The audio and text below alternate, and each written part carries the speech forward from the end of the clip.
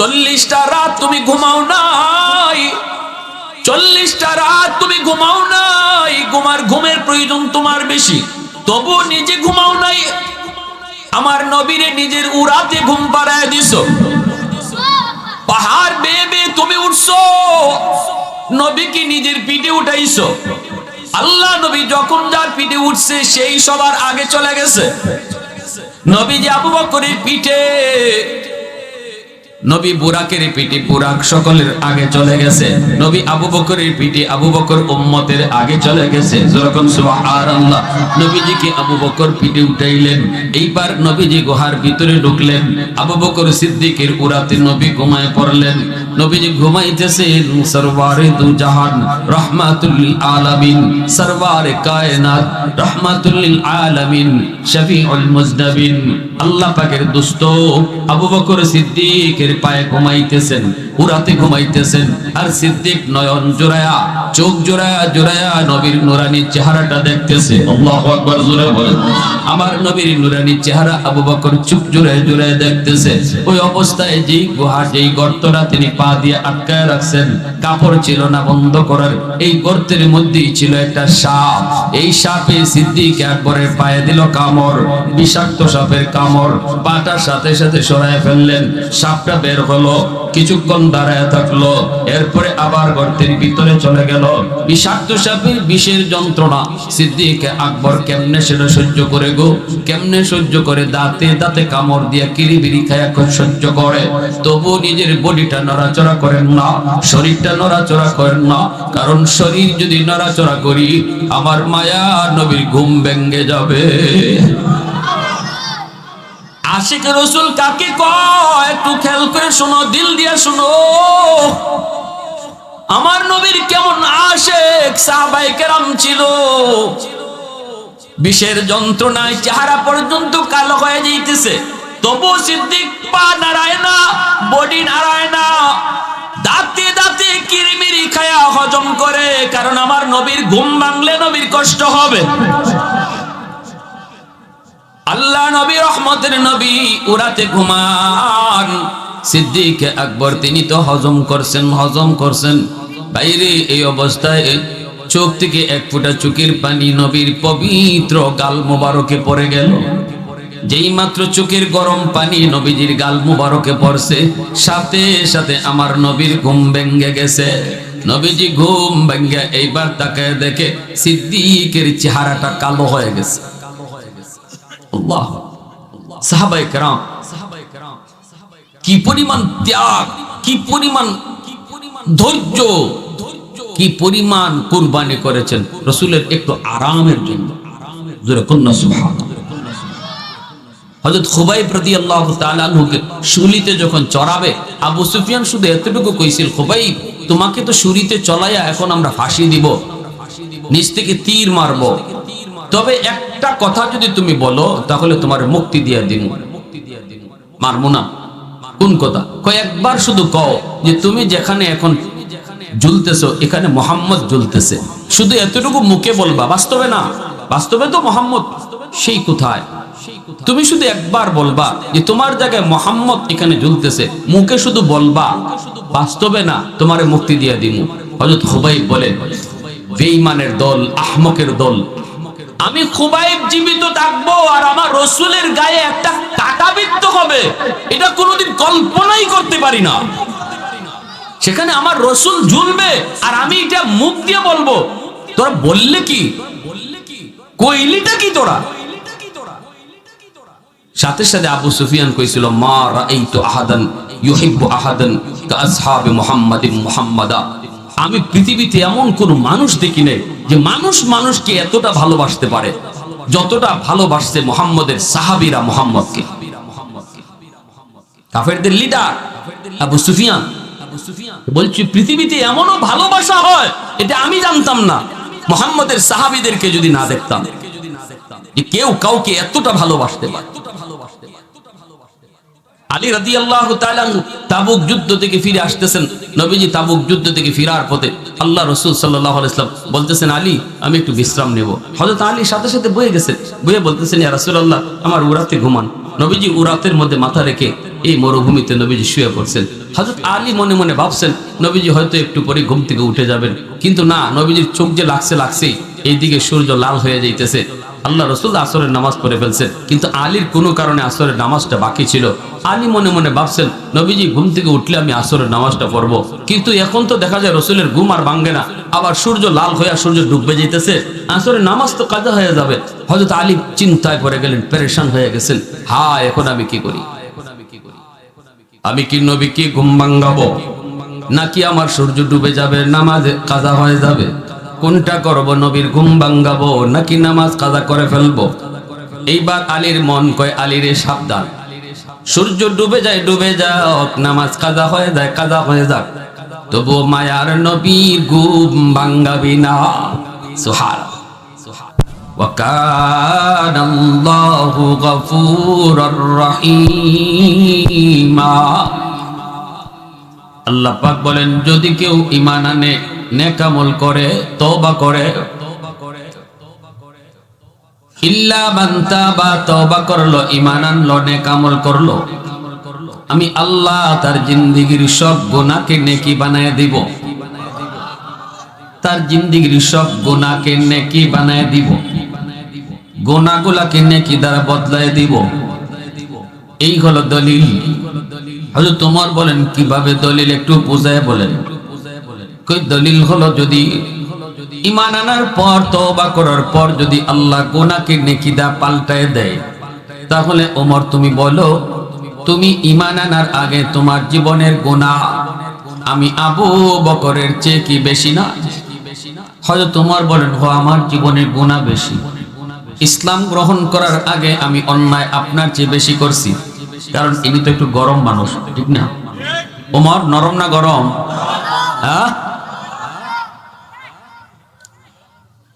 গরম মানুষ। আর আবু বকর হলেন নরম, ওমর হলেন গরম। ইসলাম গ্রহণ করার আগে আমার জীবনের গুনাহ তোমার চেয়ে বেশি, এই কথাটি হযরত আবু বকর বলেন, তাহলে এবার বুঝো, আল্লাহ বলেছেন ইসলাম গ্রহণ করার পর তওবা করলে, ঈমান আনলে আল্লাহ পাক গুনাহ যেই পরিমাণ থাকে, এই পরিমাণ গুনাহরে আল্লাহ নেকি বানায় দেয়। যদি এমনই হয়, তাহলে তোমার গুনাহ যদি বেশি হয়, এই গুনাহ তো আল্লাহ তওবার খাতিরে নেকি বানায় দিছে, তাহলে এবার নেকিও বেশি হয়ে গেছে। কথাটা বুঝিস? গুনাহ যদি তোমার পাহাড় পরিমাণ হয়, গুনাহ যদি সাগর পরিমাণ হয়, তওবার খাতিরে আল্লাহ নেকিও সাগর পরিমাণ বানায় দিছে। তওবার কারণে আল্লাহ ওই পাহাড় পরিমাণ গুনাহকেও আল্লাহ পাহাড় পরিমাণ নেকি বানায় দিছে। অতএব আমি আবু বকরের চেয়ে তোমার জীবনের নেকি 1000 গুণ বেশি হয়ে গেল রে। এই কথা বলতে হযরত ওমর চুপ হয়ে গেলেন, নীরব হয়ে গেলেন। আল্লাহর কোরআনের আয়াত তো এই কথাই বলে, তওবার এত পাওয়ার, তওবার এত পাওয়ার, তওবাকারী তওবা করলে আল্লাহ পাক রব্বুল আলামিন তার জীবনের গুনাহগুলা যেই পরিমাণ থাকে, এই পরিমাণ নেকি বানায়। এজন্য তওবাকারী তওবার লগে লগে আল্লাহর ওলি হয়ে যায়। তার জীবনে কোনো গুনাহই থাকে না, শুধু নেকি আর নেকি থাকে। তওবার কারণে কোনো গুনাহ থাকে না, খালি নেকি আর নেকি থাকে। কই নেকি আসলো কোত্থেকে? কই নেকি তার করতে হয় না, নেকি তার করাও লাগে না, বরং গুনাহ যেই পরিমাণ আসিল, এই পরিমাণ গুনাহকে আল্লাহ নেকি বানায় দিছে। আল্লাহ নিজের থেকে নেকি বানায় দিছে। আল্লাহু আকবার, জোরে বলেন। যেই মাত্র এই কথাটা হযরত ওমর তিনি শুনলেন, তিনি তো নীরব নিস্তব্ধ হয়ে গেলেন। এইবার তিনি বলতেছেন, ভাই আবু বকর, যদি এমনই যদি হয়, তাহলে আমি আর বাড়াবাড়িতে যাব না, তর্ক বিতর্কে যাব না, আমি এই কথা বলবো না তোমার জীবনের নেকি বেশি, আমার জীবনের কম। কারণ যেহেতু তুমি কোরআনে আয়াত দিয়ে দলিল দিয়ে দিছো, আমি আর কথা বাড়াবো না। তবে একটা কথা বলবো, আসো আমরা দুজনে জীবনের নেকি বদলা বদলি করি।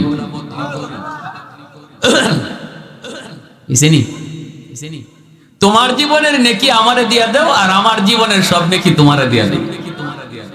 যেহেতু আমার জীবনে নেকি বেশি তুমি বলতেছো, তো বেশি নেকি তুমি নিয়ে যাও, তোমারটা আমারে দিয়া দাও।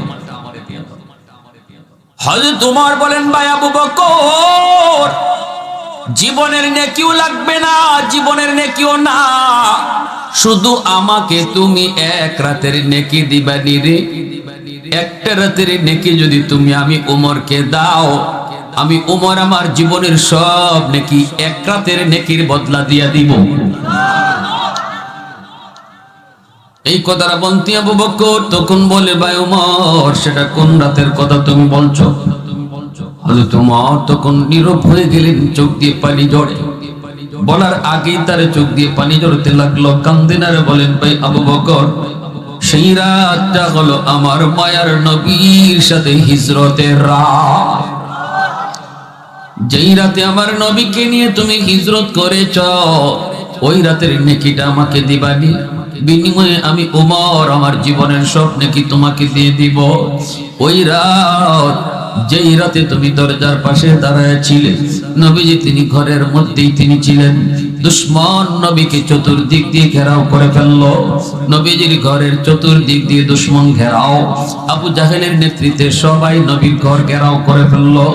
এইবার আল্লাহ পাক বলতেছিলেন, বন্ধু আজ রাতেই তুমি হিজরত করো, বন্ধু তুমি আবু বকরের বাড়িতে যাও। ও নবী, ওগো নবীজি, নবীজি তুমি আবু বকরের বাড়িতে যাও। সেদিন আল্লাহর নবী তার ঘরে ছিলেন, হযরত আলী নবীর ঘরেই ছিলেন। নবীজি বলতেছেন, আলী রে, আজ রাত আমি হিজরত করব, কিন্তু আমার কাছে দুশমনদের কিছু আমানত রয়েছে, ওই আমানতগুলি নিয়ে আমি কেমনে যাই? যদি আমি আমানত নিয়ে চলে যাই, তাহলে ওরা বলবে মুহাম্মদ আমাদের আমানত নিয়ে চলে গেছে। দুশমন নবীকে মারতে চায়, নবীকে মারতে চায়, নবীকে হত্যা করতে চায়, অথচ আমার নবীকে এতটা বিশ্বাস করত, নবীর কাছেই তাদের টাকা পয়সা স্বর্ণ অলংকার ওরা নবীজির কাছেই আমানত রাখত।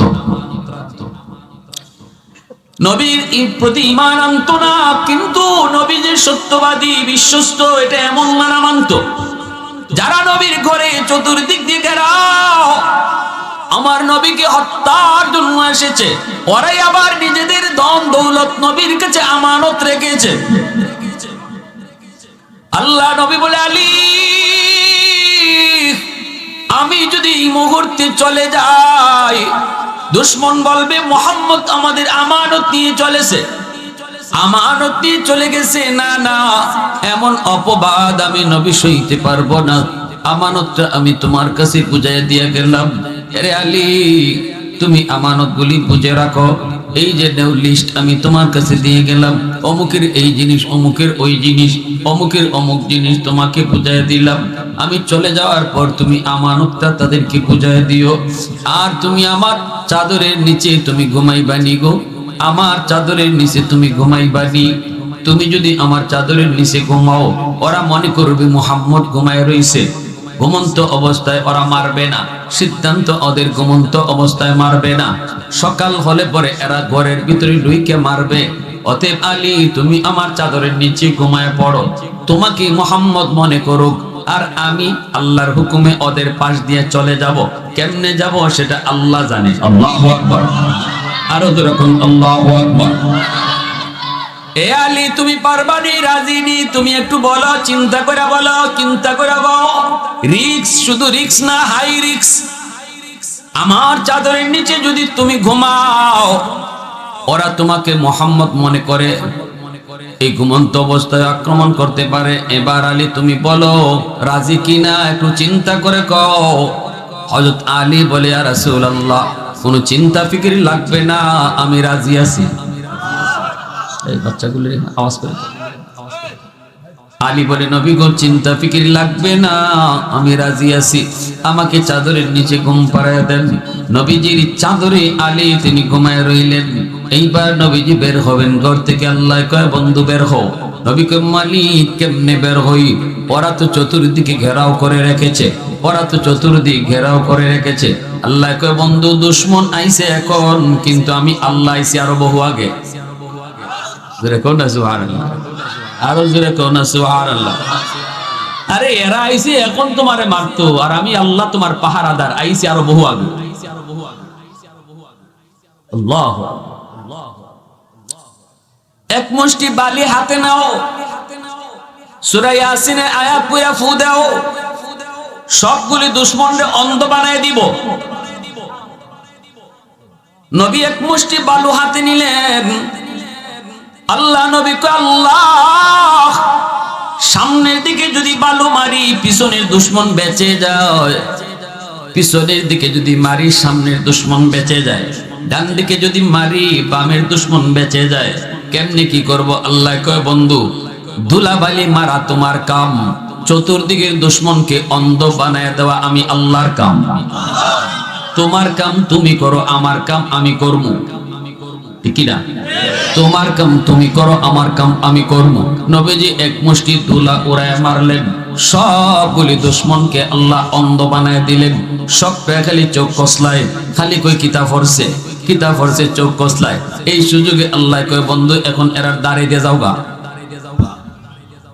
নবীজি হেরার দাঁড়িয়ে দিয়ে চলে যেতেছে। শয়তানে কয়, জায়গা রে জায়গা। ইবলিস আছে তো আরো, ইবলিসে কয়, জায়গা তো মুহাম্মদ জায়গা।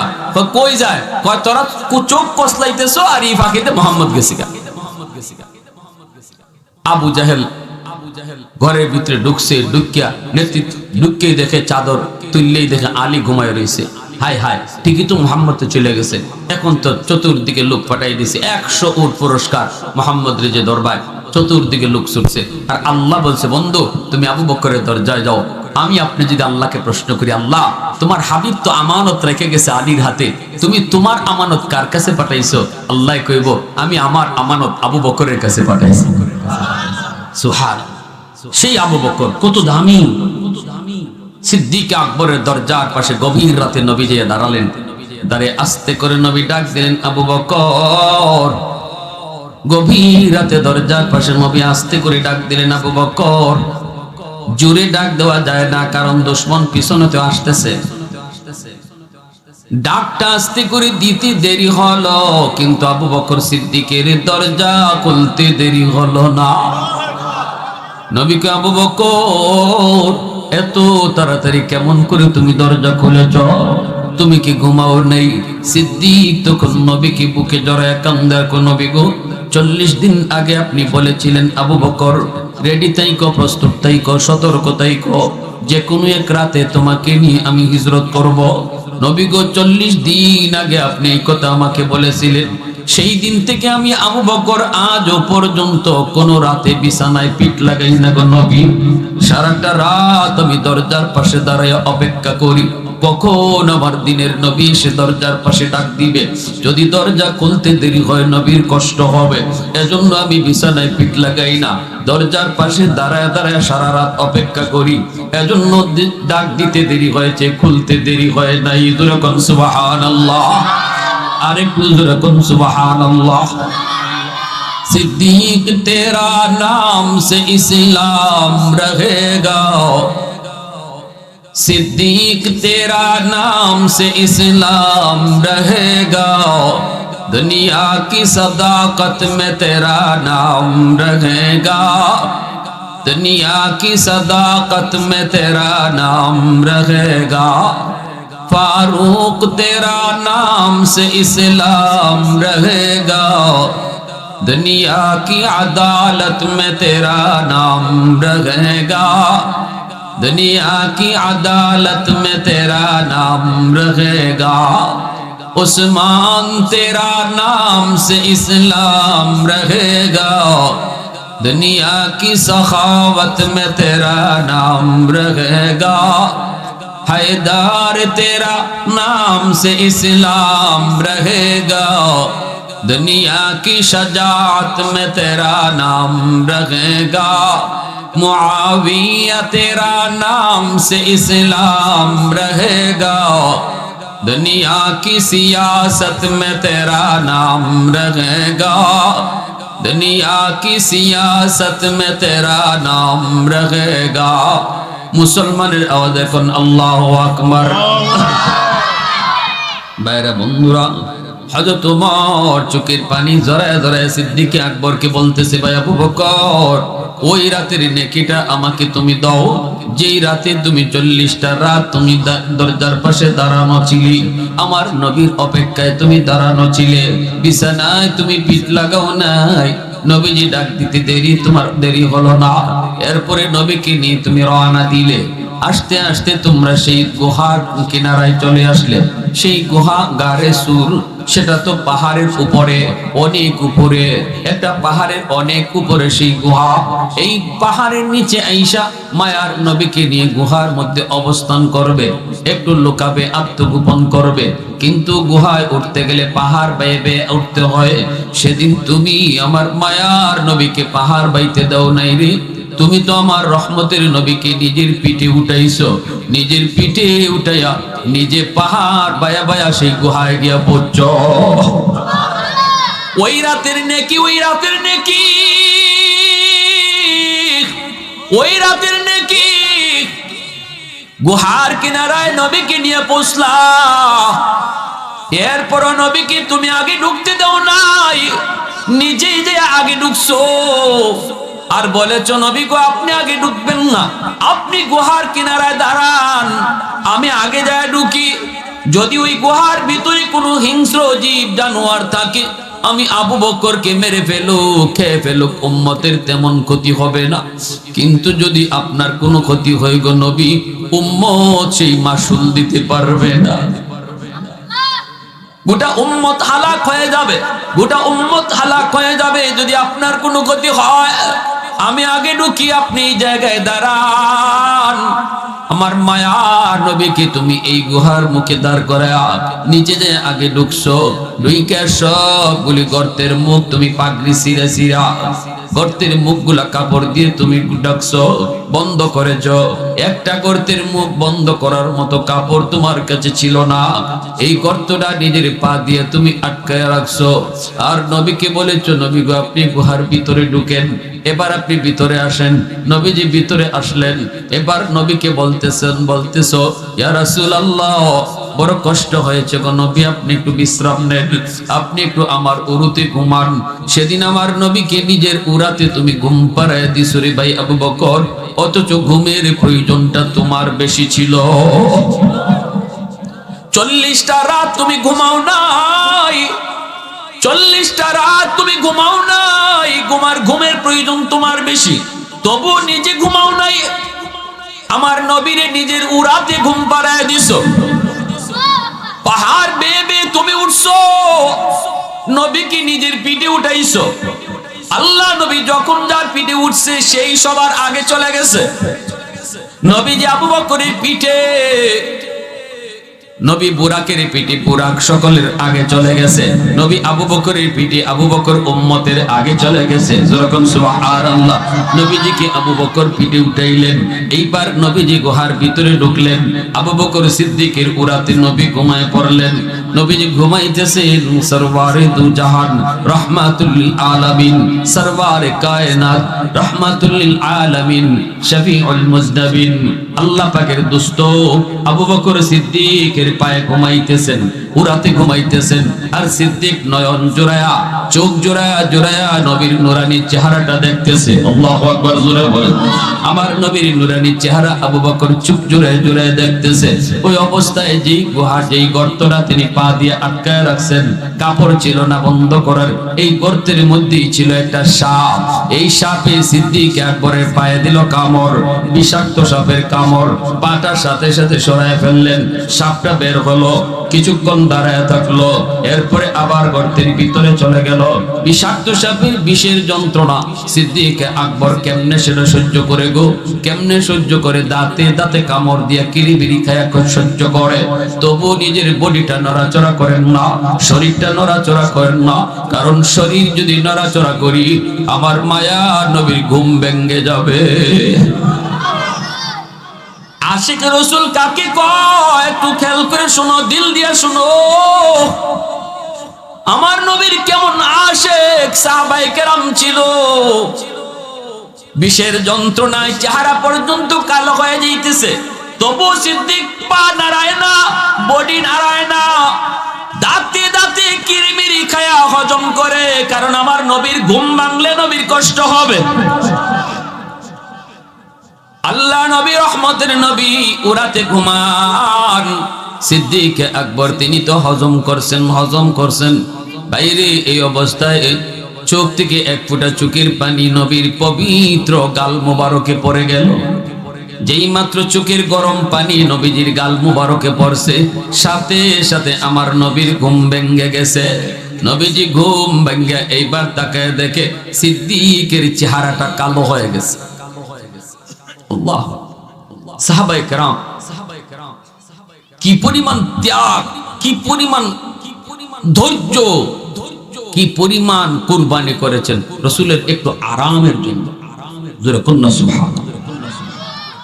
হযরত খুবাইব রাদিয়াল্লাহু তাআলা আনহুকে শুলিতে যখন চড়াবে, আবু সুফিয়ান শুধু এতটুকু কইছিল, খুবাইব তোমাকে তো শুলিতে চলাইয়া এখন আমরা ফাঁসি দিব, নিচ থেকে তীর মারব, তবে একটা কথা যদি তুমি বলো তাহলে তোমার মুক্তি দিয়া দিব। মারবো না। কোন কথা? কয়েকবার শুধু কও যে তুমি যেখানে এখন ঝুলতেছো এখানে মুহাম্মদ ঝুলতেছে, শুধু এতটুকু মুখে বলবা, বাস্তবে না। বাস্তবে তো মুহাম্মদ সেই কোথায়, তুমি শুধু একবার বলবা যে তোমার জায়গায় মুহাম্মদ এখানে ঝুলতেছে, মুখে শুধু বলবা, বাস্তবে না, তোমারে মুক্তি দিয়ে দিমু। হযরত খুবাইব বলেন, বেঈমানের দল, আহমকের দল, আমি খুবাইব জীবিত থাকবো আর আমার রাসূলের গায়ে একটা কাঁটা বিদ্ধ হবে, এটা কোনোদিন কল্পনাই করতে পারি না। সেখানে আমার রাসূল ঝুলবে আর আমি এটা মুখ দিয়ে বলবো, তোরা বললে কি, কইলিটা কি তোরা? সাথে সাথে আবু সুফিয়ান কইছিল, মা রাআইতু আহাদান ইউহিব্বু আহাদান কাআসহাবি মুহাম্মাদিন মুহাম্মাদা, আমি পৃথিবীতে এমন কোন মানুষ দেখি নাই যে মানুষ মানুষকে এতটা ভালোবাসতে পারে যতটা ভালোবাসছে মুহাম্মদের সাহাবীরা মুহাম্মদকে। কাফেরদের লিডার আবু সুফিয়ান বলছি, পৃথিবীতে এমনও ভালোবাসা হয় এটা আমি জানতাম না, মুহাম্মদের সাহাবীদেরকে যদি না দেখতাম যে কেউ কাউকে এতটা ভালোবাসতে পারে। আলী রাদিয়াল্লাহু তাআলা তাবুক যুদ্ধ থেকে ফিরে আসতেছেন, নবীজি তাবুক যুদ্ধ থেকে ফিরার পথে আল্লাহ রাসূল সাল্লাল্লাহু আলাইহি ওয়াসাল্লাম বলতেছেন, আলী আমি একটু বিশ্রাম নেব। হযরত আলী সাথে সাথে বয়ে গেছেন, বয়ে বলতেছেন, ইয়া রাসূলুল্লাহ আমার উরাতে ঘুমান। নবীজি উরাতের মধ্যে মাথা রেখে এই মরুভূমিতে নবীজি শুয়ে পড়ছেন। হযরত আলী মনে মনে ভাবছেন নবীজি হয়তো একটু পরে ঘুম থেকে উঠে যাবেন, কিন্তু না, নবীজির চোখ যে লাগছেই, এইদিকে সূর্য লাল হয়ে যাইতেছে। আল্লাহ রাসূল আসরের নামাজ পড়ে ফেলছেন, কিন্তু আলীর কোনো কারণে আসরের নামাজটা বাকি ছিল। আলী মনে মনে ভাবছেন নবীজি ঘুম থেকে উঠলে আমি আসরের নামাজটা পড়বো, কিন্তু এখন তো দেখা যায় রাসূলের ঘুম আর ভাঙে না, আবার সূর্য লাল হয়ে সূর্য ডুবে যাইতেছে, আসরের নামাজ তো কাজা হয়ে যাবে। হযরত আলী চিন্তায় পড়ে গেলেন, পেরেশান হয়ে গেছেন, হায় এখন আমি কি করি? আমি কি নবীকে ঘুম ভাঙাবো, নাকি আমার সূর্য ডুবে যাবে, নামাজ কাজা হয়ে যাবে? কোনটা করব? নবীর ঘুম ভাঙাবো নাকি নামাজ কাজা করে ফেলবো? এইবার আলীর মন কয়, আলীরে সাবধান, সূর্য ডুবে যায় ডুবে যাক, নামাজ কাজা হয়ে যায় কাজা হয়ে যাক, তবু মায়ার নবীর ঘুম ভাঙাবি না। সুবহানাল্লাহ, সরওয়ারে দু জাহান আল্লাহর দুস্তর ঘুম ভাঙাবি না, রহমতের নবীর ঘুম ভাঙাবি না। এজন্য তিনি আর ঘুম ভাঙালেন না, সূর্য ডুবে গেল, আল্লাহর নবীর ঘুম ভাঙলো। নবীজি ঘুম ভাঙে দেখেন আলীর চেহারাটা বিবর্ণ। নবীজি বলতেছেন, আলীর এই ঘটনা কি, চেহারা এমন কেন? তুমি কি আসরের নামাজ পড়ো নাই?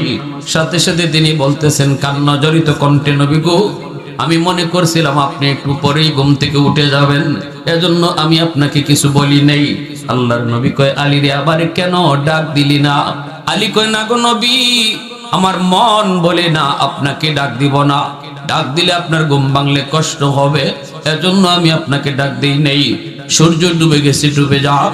আল্লাহর নবী এবার আল্লাহর কাছে হাত উঠে, আল্লাহ রদ্দে শামস নামক কিতাবের ভিতরে লিখেন, আল্লাহর নবী হাত উঠে, আল্লাহ সূর্য তোমার হুকুমে উঠে তোমার হুকুমে ডুবে, আমার আলী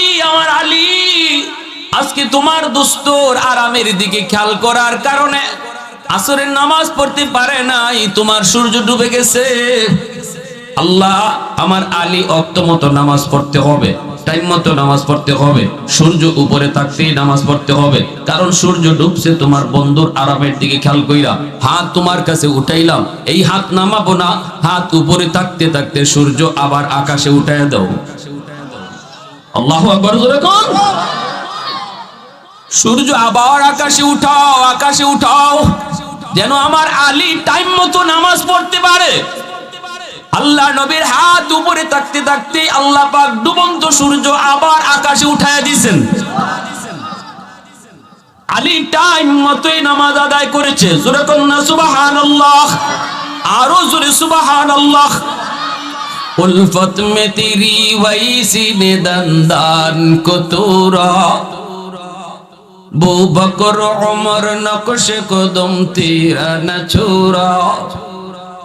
उल्फत में तेरी वैसी ने दंदान को तोरा, बू बकर उमर नक्श कदम तेरा न छोड़ा। ऐ उशाक नबी वाके असरार मदीना, सुल्तान का सुल्तान है सुल्तान मदीना, कार का सरकार है सरकार मदीना, गुलजार का गुलजार है गुलजार मदीना। मोहब्बतेर साथे आवाज दिया कोन আল্লাহু আকবার। আমার ভাইরা বন্ধুরা জন্য বলছিলাম, ভাইরে আবু বকর সিদ্দিক রাদিয়াল্লাহু তাআলা আনহু নবীজি তার উরাতে ঘুমাইতেছেন, সাপে কামড় দিল। বিষাক্ত সাপের বিষ তিনি হজম করে ফেললেন। দাঁতে দাঁতে কামড় দিয়া তবু নিজের শরীর নড়াচড়া করেন না, কারণ আমার নবীর ঘুম ভাঙবে। নবীর ঘুম ভাঙলে নবীর কষ্ট হবে। আল্লাহ নবীর পবিত্র গাল মোবারকে যখন এক ফোঁটা চোখের পানি পড়ে গেল, নবীজির ঘুম ভেঙে গেল। নবীজি বলতেছেন, আবু বকর চেহারাটা এমন কেন? সিদ্দিক বলে, ইয়া রাসূলুল্লাহ, সাপে কামড় মারছে পায়ে। নবীজি কই কও কি? বলে হ। সাথে সাথে আল্লাহর নবী তার লব মোবারক আঙ্গুলে নিয়া ওই কাটা জায়গার মধ্যে নবী লবটা লাগায়া দিতে দেরি হয়েছে। বিষাক্ত সাপের বিষকে আল্লাহ পানি করতে দেরি হলো না। নবীজির লবের মধ্যে কি পরিমাণ অ্যান্টিবায়োটিক, কি পরিমাণ অ্যান্টিবায়োটিক আল্লাহ আমার নবীর লবের মধ্যে রাখছেন, দিতে দেরি, বিষ পানি হইতে দেরি হইছে। এইবার নবী কয়, আরে সাপ তুই গর্ত থেকে বের হ। আল্লাহ নবী ডাক দেওয়া মাত্রই গর্তের ভিতর থেকে সাপ বেরিয়ে আসলো। নবী বলতেছে, বল বল আমার আবু বকরের পায়ে কেন কামড় দিছো?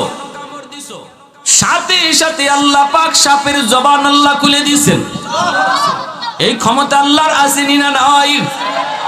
আর রহমান আল্লামাল কুরআন খলাকাল ইনসান আল্লামাহুল বায়ান। কথা বলার শক্তি দেন কে? আল্লাহ চাইলে মানুষের জবান আল্লাহ কেড়ে নিতে পারে, আল্লাহ চাইলে গাছের জবান আল্লাহ খুলে দিতে পারে। সাথে সাথে সাপের জবান আল্লাহ খুলে দিলেন। সাপ আওয়াজ দেয়া কই, নবী গো মাপ চাই। আল্লাহু আকবার। ওগো নবীজি মাপ চাই, মাপ চাই। ওগো নবীজি আমি ইচ্ছা করে আপনার আবু বকরের পায়ে কামড় দেই নাই, আমি ইচ্ছা করে কামড় দেই নাই, আমি অপারগ হয়ে কামড় দিয়েছি। নবী গো এই গুহা আমার বাসস্থান নয়, আমার থাকার জায়গা হলো ওই যে জঙ্গল দেখতেছেন, খেজুর বাগান, ওই খেজুর বাগানে আমি সাপটা থাকতাম। একদিন আমি বাগানের পার দিয়া দুইজন তাওরাত কিতাবের পণ্ডিত যাইতেছে, এই বাগানে তারা একটু বিশ্রাম নিয়েছে।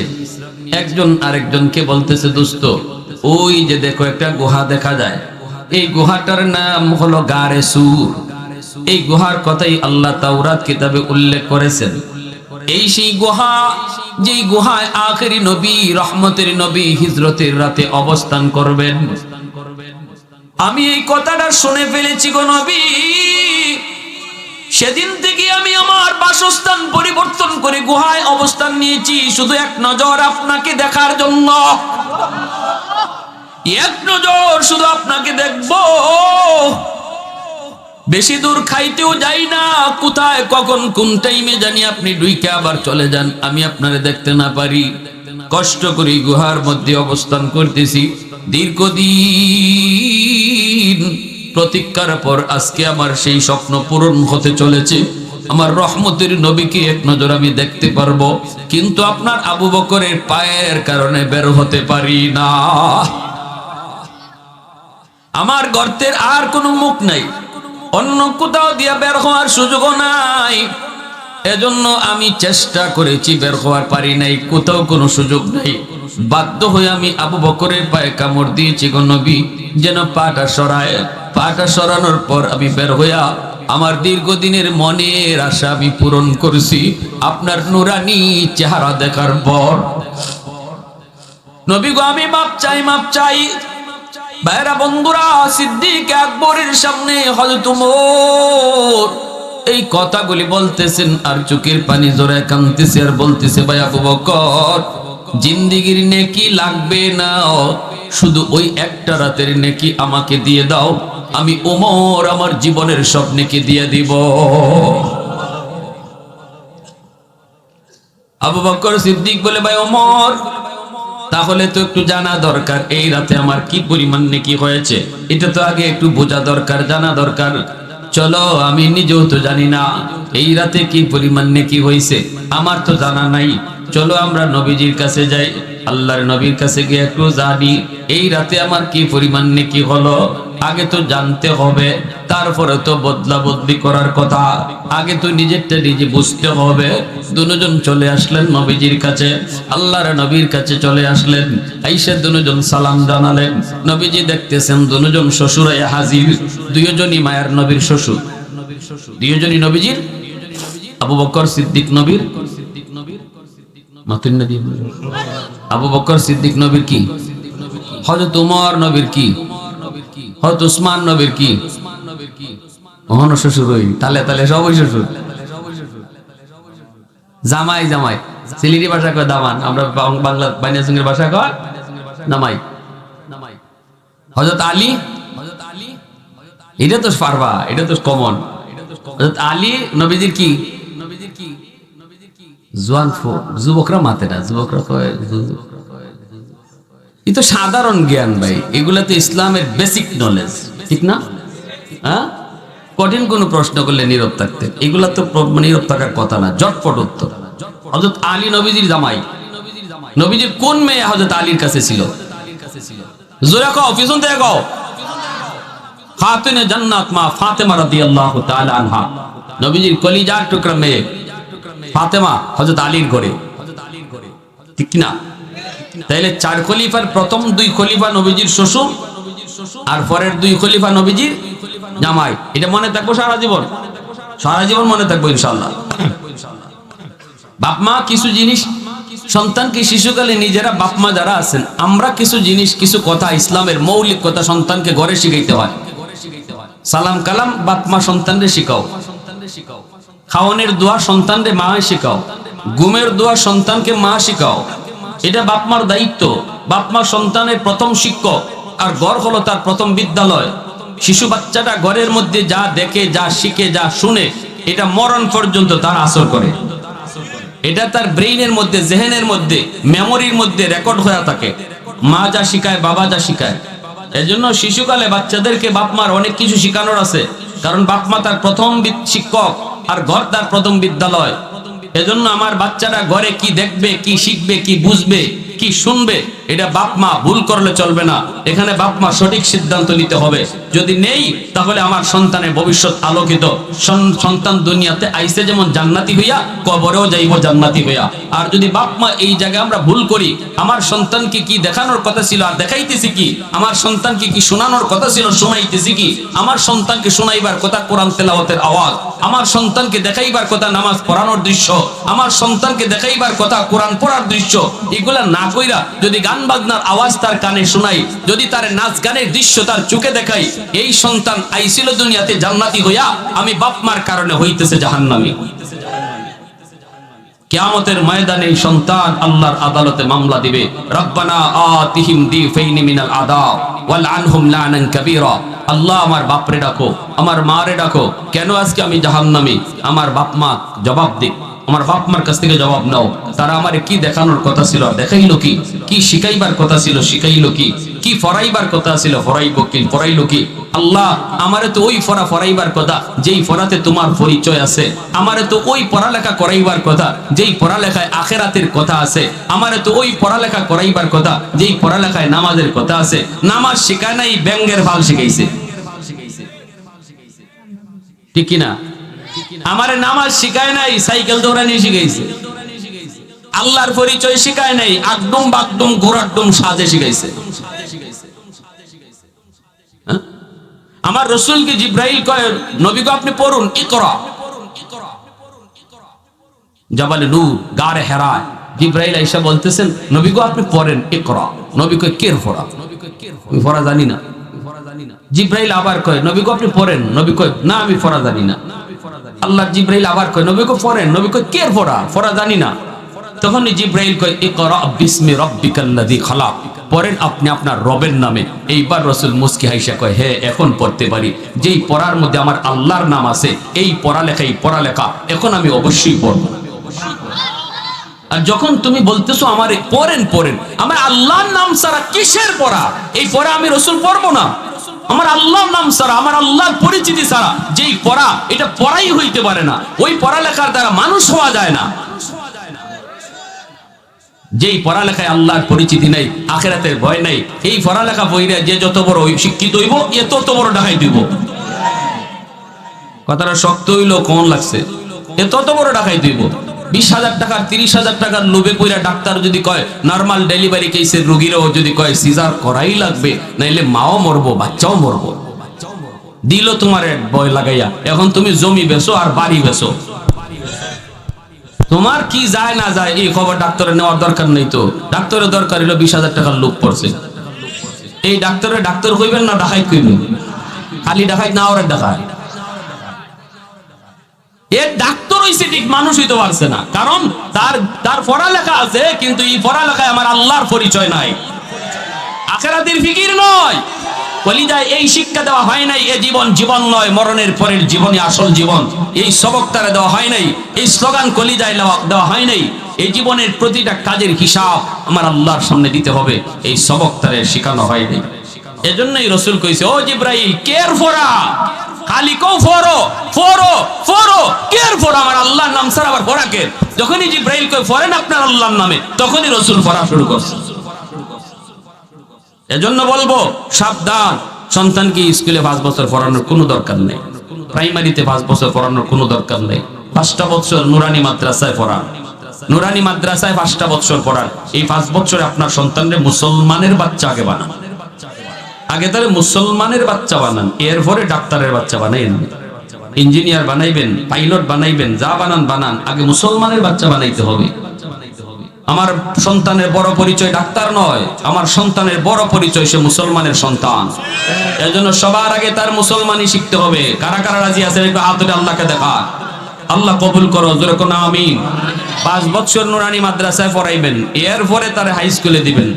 মাদ্রাসাগুলোতে এখন স্কুলের সমমানের অঙ্ক ইংরেজি রাখা হয়েছে, একদম স্কুলের সমমানের অঙ্ক ইংরেজি, যেন আপনার বাচ্চা স্কুল হাই স্কুলে যাইতে কোনো সমস্যা না হয়। ভালো টিচার রাখা হয়েছে, আপনাদের দিকে খেয়াল করে, শুধু আপনাদের দিকে খেয়াল করে। গোটা মুসলিম উম্মার সন্তানের লেখাপড়া শুরু হবে মাদ্রাসা দিয়া, স্কুল দিয়া নয়, মাদ্রাসা দিয়া শুরু হোক। এরপরে তারে আপনি যে লাইনে দেন দিয়েন। আলেম বানাইতে চান না, অসুবিধা নাই, আমরা টানাটানি করব না। সব মুফতি সাহেব হলে ডাক্তার হবে কে? সব যদি মুহাদ্দিস হয় ইঞ্জিনিয়ার হবে কে? দেশ চলবে কি কইরা? চলুক, ডাক্তার হোক, ইঞ্জিনিয়ার হোক, তবে তার জীবনের লেখাপড়া শুরু হবে আমার আল্লাহর পরিচয় লইয়া। আর মুসলমানি লইয়া সে ডাক্তার হবে, মুসলমানি লইয়া সে ইঞ্জিনিয়ার হবে, মুসলমানি বাদ দিয়া নয়। যদি মুসলমানি বাদ দিয়ে আমার সন্তান স্কুল কলেজ ভার্সিটিতে যায়, কিয়ামতের মাঠে এই মা বাবাকে আল্লাহর আদালতে সন্তান আসামি বানাবে, খেয়ানতকারী হিসাবে আসামি বানাবে, সন্তান আসামি বানাবে। এজন্য বাপ মার কিছু দায়িত্ব আছেনি না নাই? আমার আব্বার একটা ঘটনা মনে পড়ে কইলাই। আমার আব্বারে তো আপনারা চিনু নেই, জেনারেল শিক্ষিত মানুষ, আলেম মতো না। সেই ছোটবেলা আব্বার পাশে আব্বার একজন বন্ধু বসা, আমি গেলাম, রুমে ঢুকছি, ছোট মানুষ দেখবেন বাচ্চা বাপ মার পাশে গিয়ে ঘষাঘষি করে, তো আমি যে একটু বাবার পাশে গেছি, সালাম দেই নাই, এটাই আমার অপরাধ ছিল। আব্বা বলছেন, বাবা সালাম দিলা না? তো আমি সাথে সাথে বলতেছি আসসালামু আলাইকুম ওয়া রাহমাতুল্লাহ। সালাম তো শিখাইছেন, কিন্তু এই সময় আমি হয়তো ভুলে গেছি। ভুল হয় কি হয় না? ভুলে গেছি। তো আমার চাচা যিনি আঙ্কেল ছিলেন, যিনি বলতেছেন ওয়ালাইকুম আসসালাম বাবা, বেঁচে থাকো। কিন্তু আব্বা বলতেছেন, না, তোমার সালাম গ্রহণ করা হবে না, রুম থেকে বের হও। আমারে বলতেছেন রুম থেকে বাইর হও। রুম থেকে বাইরিয়া আবার রুমে ঢুকবা, সালাম দিয়ে ঢুকবা। তো আমার আঙ্কেল বলতেছিলেন, ভাই বাদ দেন, ছোট মানুষ বুঝে না, সালাম তো দিছেই, এখন তো দিছেই, এটা তো শুধরাই নিছে। আব্বা বলতেছেন, না, এখন যদি তার সালামটা নেই সারা জীবন মনে থাকবে না, আর যদি রুম থেকে বের কইরা সালাম দিয়ে ঢুকাই এটা জীবন ভর মনে থাকবে। 30 বছর আগের ঘটনা কেন আমার আজও মনে রইল। এজন্য বলতেছি, বাবা, বাবা না শুধু আদর্শ বাবা হও, মা না শুধু আদর্শ মা হও, সমাজ পরিবর্তন হয়ে যাবে। গন্ডগোল কোথায় আমাদের? রোগ যেখানে সেখানে ওষুধ দাও। আগুন লাগছে শেরপুর, পানি লয়ে যায় ফরিদপুর। রোগ আসমানো, চিকিৎসা জমিনো। কেন আমার সন্তান আজকে ইয়াবাকুর, গাঞ্জাকুর, মদকুর হবে? কেন আজকে সে বেলাইনে বেফতে যাবে? গন্ডগোল তো গোড়ায়, ঠিক কিনা জোরে বলে? গন্ডগোল গোড়ায়। যেই সময়ে চারা গাছে পানি দেওয়ার কথা, ওই সময়ে পানি দিলাম না। এখন আমি পানি পানি করে চিৎকার করলে লাভ কি হবে? গাছ তো মোটা হয়ে গেছে। এই গাছে এখন আর পানিতে কাজ হবে না। পানি দেওয়ার টাইমে গাছ, চারা গাছে পানি দিতে হবে। এজন্য হাত জোর করে আপনাদেরকে বলবো, উলামায়ে কেরাম শুধু আপনাদের দিকে খেয়াল করে মাদ্রাসার নুরানি বিভাগে স্কুলের সমমানের অঙ্ক ইংরেজি রাখছেন, যেন আপনার সন্তানের লেখাপড়া মুসলমানি শিক্ষা হয়, মুসলমানি লইয়া যেন আপনার সন্তান সামনের দিকে আগায়, জীবন যেন আল্লাহর পরিচয় নিয়ে আসে সামনের দিকে আগায়। ঢাকা ইউনিভার্সিটির বাংলা বিভাগে পড়বে, নাস্তিকদের ভিড়ে যায়, নাস্তিক হবে না। যদি 5 বছর নুরানি মাদ্রাসায় পড়াইয়া মুসলমানের বাচ্চা বানাইয়া তারপরে তারা স্কুল কলেজ ভার্সিটিতে যান, নাস্তিকদের ধারে গিয়েও কোরআনের পক্ষে আওয়াজ উঠাবে ইনশাআল্লাহ। কোরআনের পক্ষে আওয়াজ উঠাবে। আল্লাহ আমাদেরকে সহি বুঝদান করুন। সবাই বলি আমিন। আরো জোরে বলেন আমিন। এজন্য আমার ভাইরা বন্ধুরা বলতেছিলাম, ও ভাইরা বন্ধুরা, আবু বকর সিদ্দিক রাদিয়াল্লাহু তাআলা আনহু নবীজির শ্বশুর, হযরত ওমর তিনিও নবীর শ্বশুর। দুনো শ্বশুর আইসা হাজির, দুজন শ্বশুর আইসা হাজির।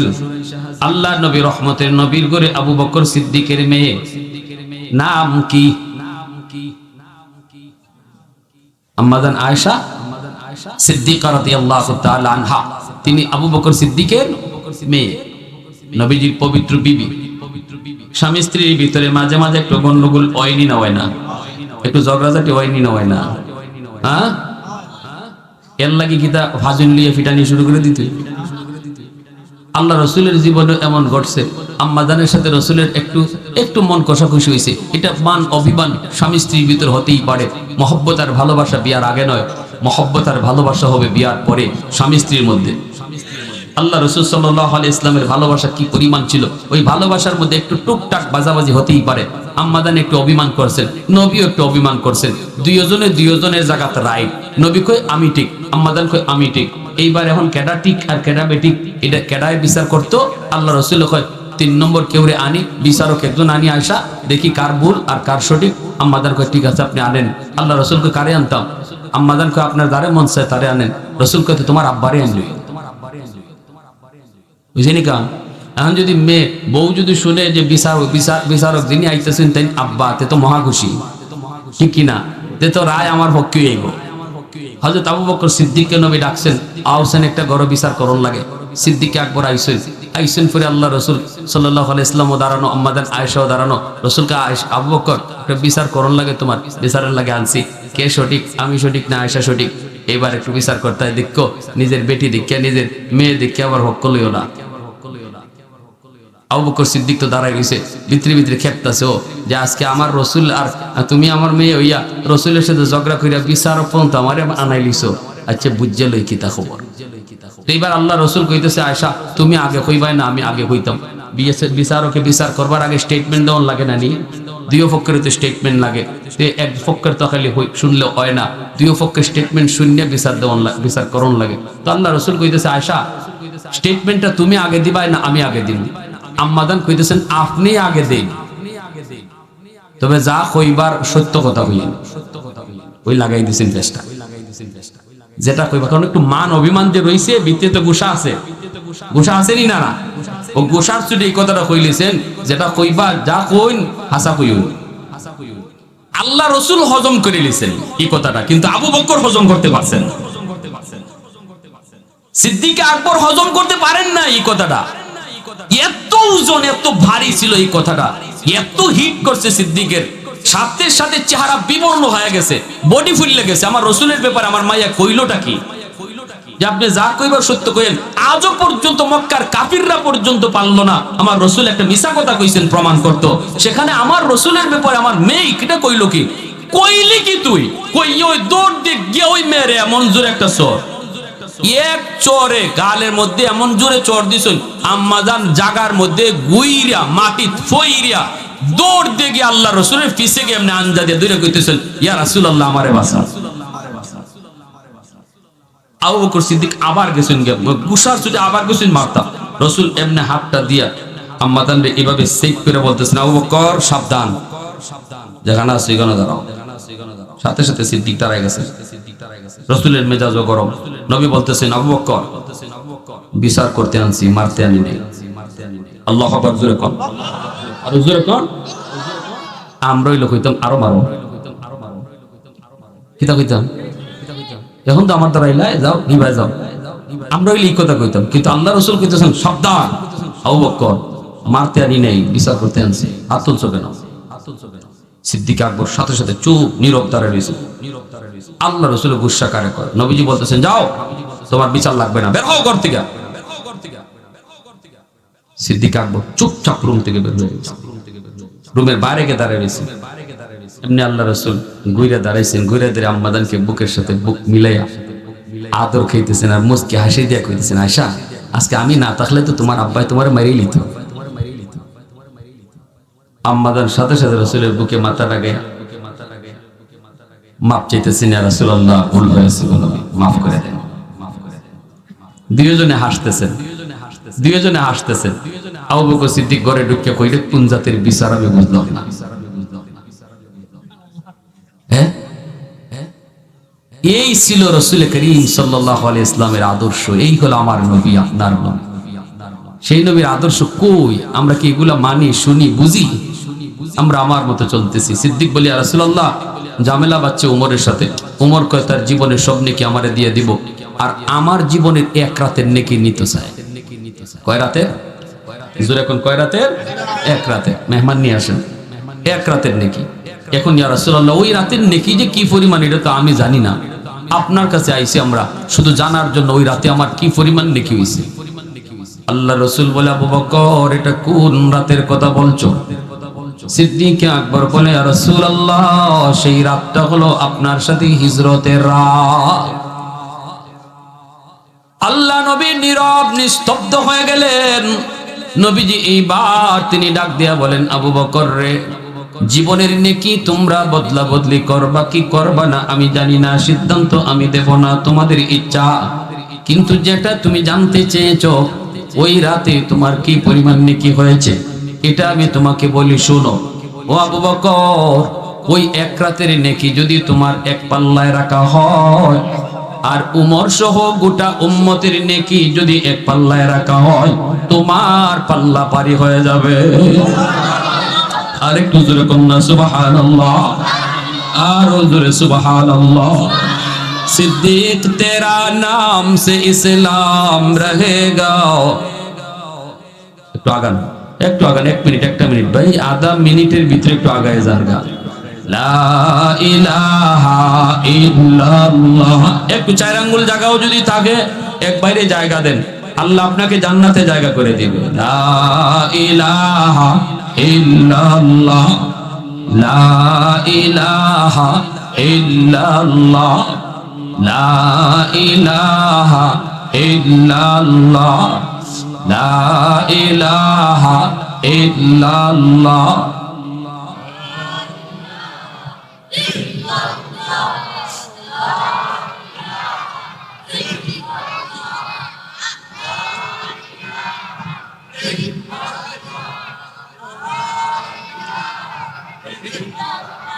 জোরে লা ইলাহা ইল্লাল্লাহ।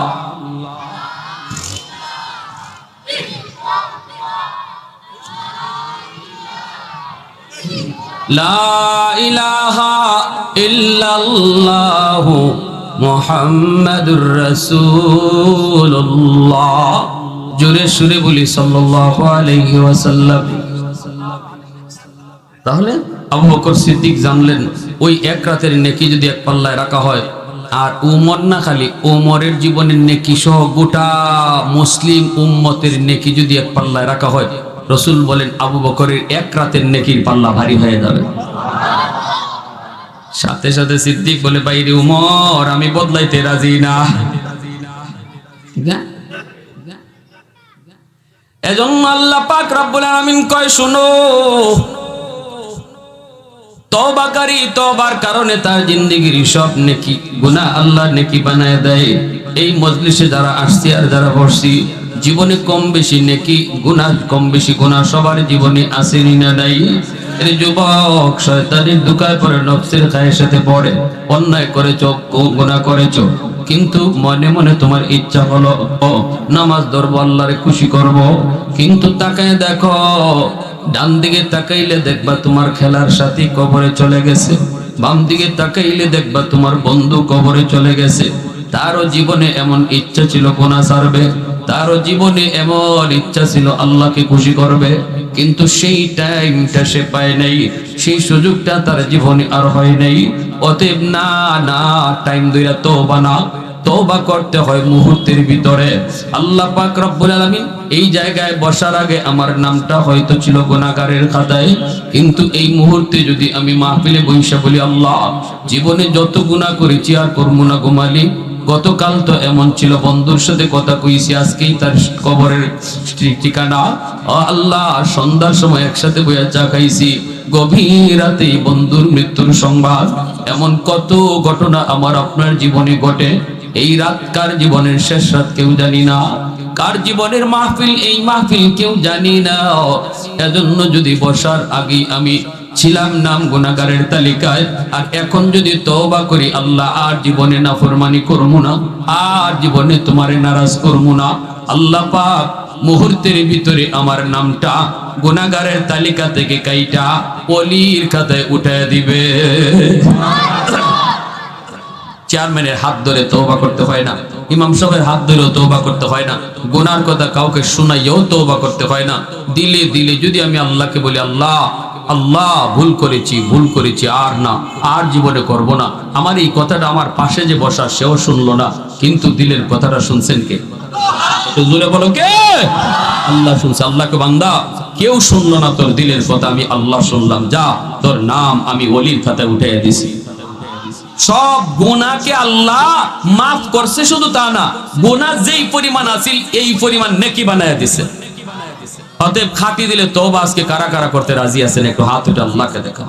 আল্লাহ তুমি কবুল করো। সবাই বলেন আমিন, আরো জোরে বলেন আমিন। ওয়া আখির দাওয়ানা আলহামদুলিল্লাহি রাব্বিল আলামিন।